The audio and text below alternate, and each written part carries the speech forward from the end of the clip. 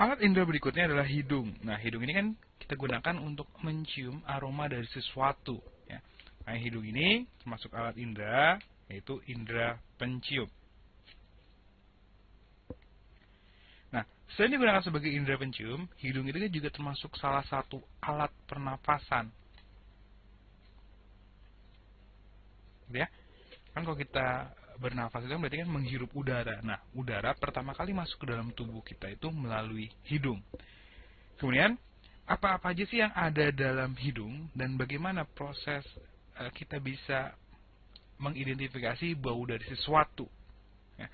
Dan bagaimana juga ketika kita bernafas, kan udara melalui hidung. Nah, apa yang terjadi pada hidung ketika kita bernafas?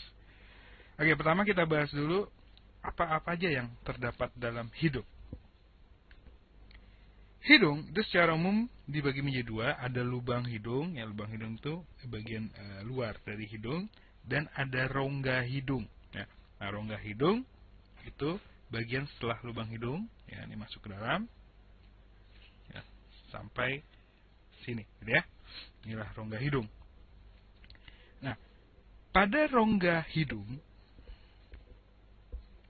terutama rongga hidung bagian paling depan, ya sekitar sini, ini terdapat bulu-bulu hidung atau yang disebut dengan silia, ya, dan ada lagi nanti selaput lendir atau disebut dengan membran mukus. Nah, dua bagian ini, bulu hidung dan selaput lendir, itu berperan dalam menyaring udara yang akan masuk, gitu ya. Nah, udara yang kita hirup itu belum tentu bersih. Mungkin aja udara yang masuk itu, ya, itu masuk bersama kotoran. Nah, kotoran itu bisa berupa debu atau kuman atau ada cairan, gitu ya. Nah, kamu kan pasti pernah bersin. Nah, kenapa kamu bersin? Nah, bersin itu terjadi karena udara yang kita hirup itu mengandung kotoran. Nah, ketika masuk ke dalam tubuh, ya, pertama kan masuk ke hidung, gitu ya, kemudian disaring oleh bulu hidung dan selaput lendir, gitu ya. Nah, kalau ada kotoran, maka nanti kotoran ini akan merangsang atau membuat selaput lendir itu menjadi geli, gitu ya. Nah, akibat selaput lendir menjadi geli, maka ini akan muncul bersin. Nah, bersin ini fungsinya adalah membuang kotoran yang masuk tadi ya, yang terhirup tadi ya. Jadi bersin itu sebagai upaya dari hidung untuk mengeluarkan kembali kotoran yang akan masuk ke dalam tubuh. Ya. Nah, itulah proses dari menyaring kotoran. Ya. Oke, kembali lagi bagian dari hidung. Ya, tadi pertama ada bulu hidung atau silia dan selaput lendir atau membran mukus. Fungsinya adalah menyaring udara yang masuk. Kemudian kalau bergerak lagi ke dalam, hidung itu nanti dibentuk dari tulang-tulang kerang hidung. Ya. Yang ini adalah tulang-tulang kerang hidung.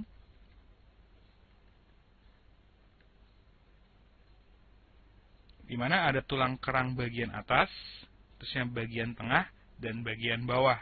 Jadi ini ada 3. Tulang kerang hidung bagian atas, tulang kerang hidung bawah, dan tulang kerang hidung tengah, dan tulang kerang hidung bawah. Nah, kemudian pada bagian atas dari rongga hidung, ya bagian dalam atas, itu yang ini. Nah, pada bagian ini merupakan bagian yang peka terhadap bau. Nah, jadi kalau kita mencium sesuatu, kita merasakan bau apa gini. Nah, yang berperan adalah bagian di sini, gitu ya. Nah, apa aja yang terdapat dalam bagian di sini? Jadi ini bagian yang peka terhadap bau. Nah, bagian ini di sini adalah nanti rambut-rambut halus. Ya, rambut-rambut halus ini adalah rambut-rambut yang peka terhadap bau. Kemudian ada di sini itu serat saraf. Ya, di mana nih merupakan saraf penciuman ya, di mana dia akan membawa rangsangan sampai ke otak, ya. Jadi ini merupakan bagian yang peka terhadap bau. Karena terdapat rambut halus yang peka terhadap rangsangan bau gitu ya. Dan serat saraf yang akan membawa rangsangan itu ke otak. Nah, itulah bagian yang penting dari hidung. Nah, kemudian bagaimana prosesnya kita bisa dapat mengidentifikasi bau dari sesuatu. Bau yang akan kita cium itu biasanya akan bercampur dengan udara yang kita hirup. Ya, jadi udara akan bercampur dengan bau.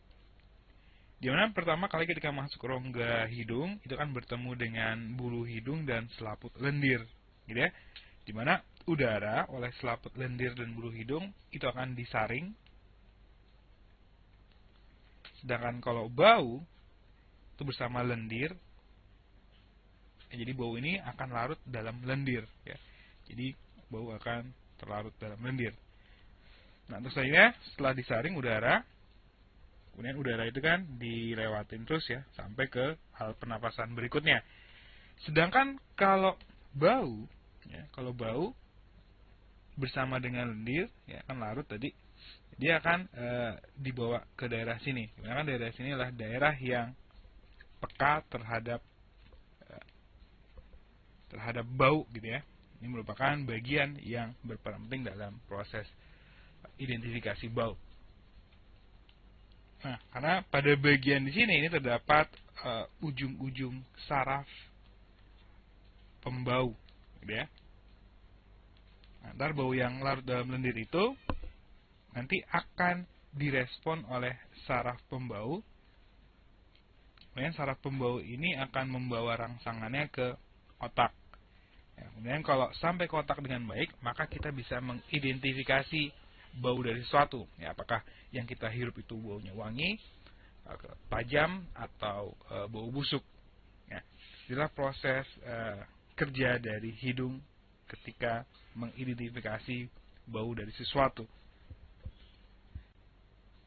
Kemudian gangguan-gangguan apa aja sih yang biasanya terjadi pada hidung? Nah, biasanya kalau terjadi gangguan pada hidung, ini bisa mengakibatkan penciuman kita akan berkurang, ya, daya penciuman akan berkurang atau bahkan hilang sama sekali, ya. Nah, berkurangnya daya penciuman kita atau bahkan hilangnya daya penciuman kita itu disebut dengan yang namanya anosmia. Ya. Nah, apa aja yang mengakibatkan penciuman berkurang atau bahkan hilang sama sekali, ya? Oke, yang pertama yaitu penyumbatan rongga hidung. Nah, penyumbatan rongga hidung ini bisa karena pilek atau bisa juga karena terbentuknya atau tumbuhnya daging pada rongga hidung. Nah, ini disebut dengan penyakit polip. Ya. Jadi kalau misalkan terjadi pilek, kenapa kita agak sukar untuk mencium sesuatu? Karena lendir yang dihasilkan itu menyumbat rongga hidung, gitu ya. Jadi bau yang masuk dihalangi. Jika jangan selaput lendirnya itu membengkak, sehingga jalan yang masuk bau ke dalam hidung itu tersumbat, gitu ya. Begitu juga kalau dengan adanya polip, ya, penciuman kita akan berkurang.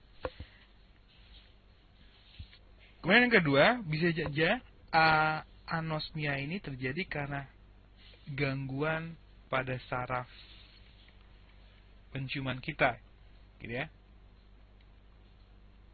Jadi bukan jalurnya, tetapi sarafnya yang rusak. Kalau ini kan karena jalurnya terhambat, tapi kalau yang kedua ini karena saraf penciuman kita sudah tidak baik.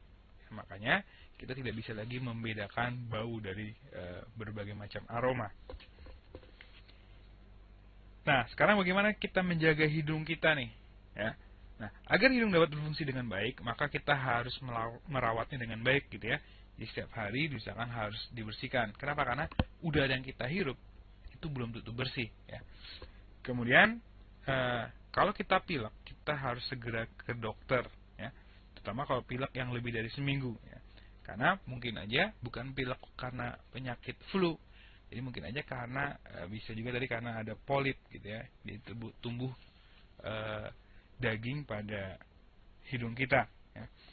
Nah, itulah berbagai macam gangguan pada hidung dan bagaimana cara merawat agar hidung kita tetap baik